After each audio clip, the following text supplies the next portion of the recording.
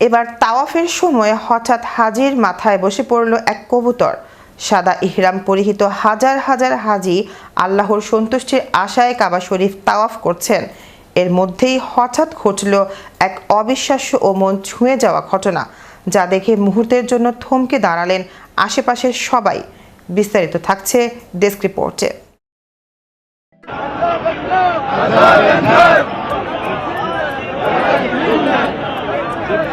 এবার তাওয়াফের সময় হঠাৎ হাজির মাথায় বসে পড়ল এক কবুতর।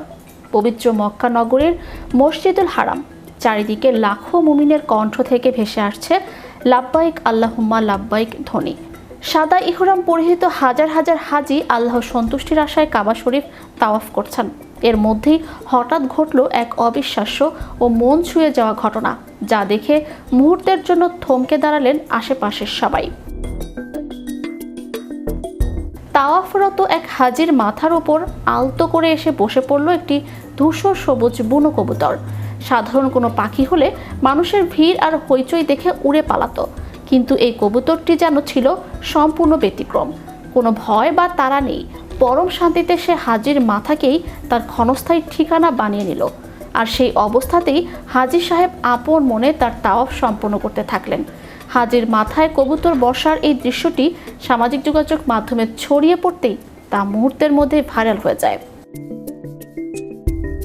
ভিডিও এবং ছবিতে দেখা যায় কবুতরটির মাথা ঝাঁকিয়ে বেশ আয়েশ করে বসে আছে, আর ওই হাজি পরম মমতায় পাখিটিকে ডিস্টার্ব না করে নিজের ইবাদতে মশগুল রয়েছেন। ইসলামে মক্কা ও মদিনার কবুতরকে অত্যন্ত সম্মানের চোখে দেখা হয়। এদের হারামের কবুতর বলা হয়। কোনো অবস্থাতে এই পাখিদের তাড়িয়ে দেয়া বা আঘাত করা শরীয়ত মোতাবেক নিষিদ্ধ।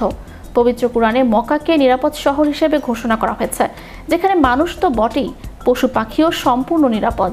তাওয়াফের সময় হাজির মাথায় কবুতরের এই অবস্থান যেন সেই চিরন্তন শান্তির ও নিরাপত্তার বাণীরই এক জীবন্ত প্রতিফলন।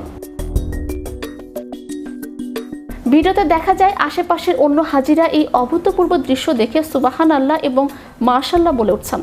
অনেকে নিজেদের মোবাইল ফোনে এই বিরল মুহূর্তটি বন্দি করে রাখেন।